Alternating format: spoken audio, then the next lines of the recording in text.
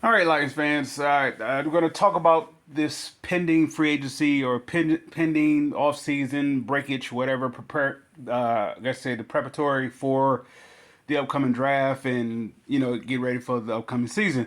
And they started the start of the initial off season with the free agency, and they made some moves. And of course, it's not to my standard. I'm not a fan, and this is the very reason why I'm not a Lions fan, because they have a way of taking you to the mountaintop and then dropping you. They don't never take you over the mountaintop, say get on my back and we're going to get you over. This is the highest they ever been up under the forwards. Where they currently win last year is the highest they ever been. They don't know how to get over, right?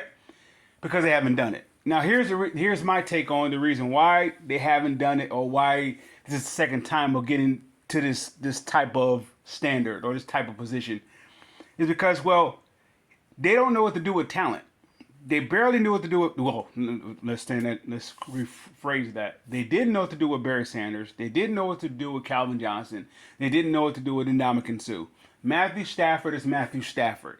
Matthew Stafford is a playground slinging person, type deal. So he's not really special to me.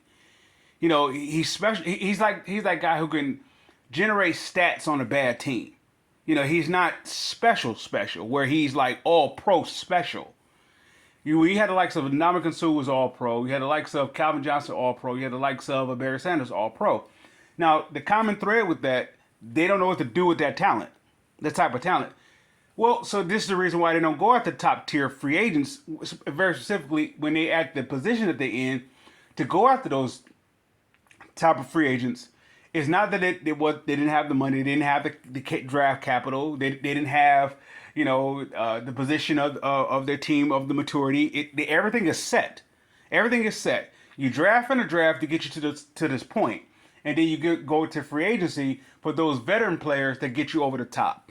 The reason why they refuse to do it, I guess to stay there, they don't do it and they refuse to do it because they don't know what to do with the talent. This is the highest they ever been. The highest they ever been was going to the NFC title game. That's the highest the Forest has ever been. So for them, they're quite content if we get here or not. That's like a bonus if they get to the NFC title game. If they don't even think about getting to the Super Bowl. They don't think about it. If so, they wouldn't make Band-Aid players as an asset. Why? Because those type of players, they're not looking for them to get there. If they're looking for them to get there, they'll go get players that will get them there, right? Instead, you have underachieving players, or players that it's a risk reward type deal. So that's a story. So anything that keeps them in a talk of the conversation is money for them. So I'm not trying to bash on the Force, because they do that. They handle their business like you should handle your business. Is to make money. It's for it to be a profit. But when it comes to winning, the reason why they don't go after those top tier talented players is because of the fact they don't know what to do with them. What did they do with Barry Sanders? What did they do with Calvin Johnson? What did they do with Ndamukong Suh? Just those three in the last 50 plus years. That's your best three players in the last 50 plus years.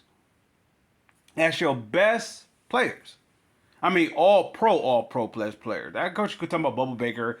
I'm talking about since the Forest took it over. Was Bubba Baker before? I think it was before. That was the Silver Rush. I think it was before the Forest took it over.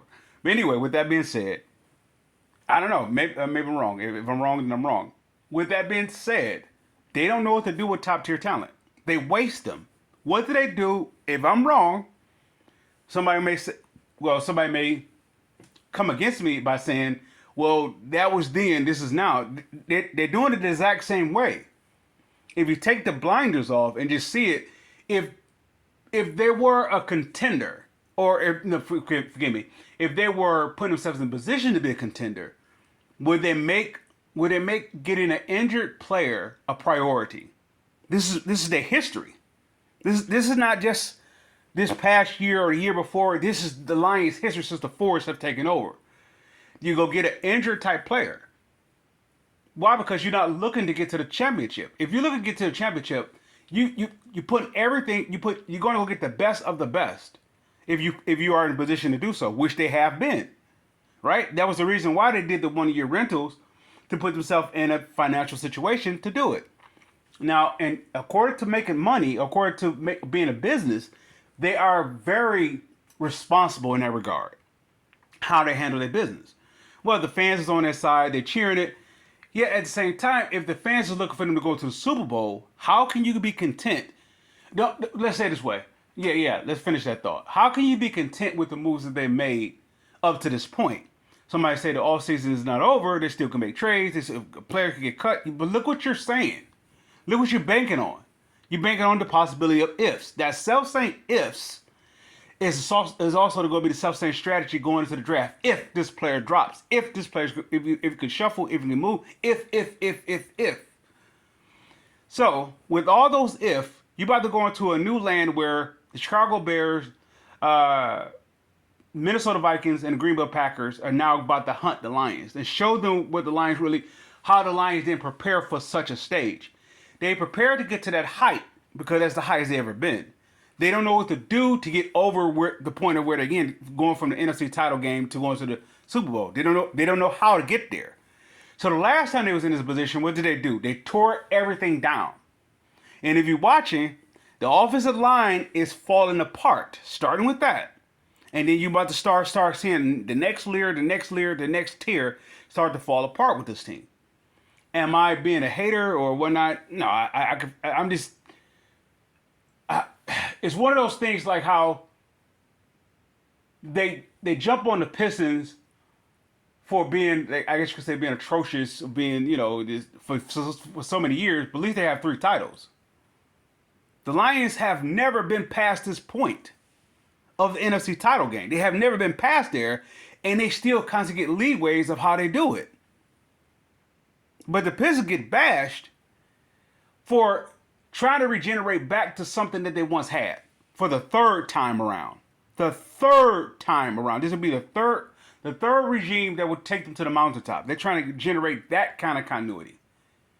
The Lions have never been there. So this is why they don't go for those star players or this top tier talent to get them over the top, or even when they get a top tier talent, they waste their career. They don't know what to do with it. The Forest is content with making money, which is a smart business move. The problem that I have with the fans, or let's say with the content makers of the supportive Lions content makers, they never stay on that. Soon the Lions do something that will generate a little buzz, I guess you could say in a positive, or let's say correct their mess that they made. The content makers jump on board as like they won the Super Bowl, or at least got to the Super Bowl. But it done neither. That's why. So for the likes of I don't want to. Yeah, I guess I would say I'm an advocate, or you could say a defender of what Mike Valenti said about the Lions being arrogant. They have always been arrogant. Have they not? Have they ever not? They thought that they was the smartest person in the room. If you go get a person that's injured on your team, an injured player on your team. And this is not one that you're drafting these players. You're bringing in free agents of these players. How can you constantly not think that you're not arrogant?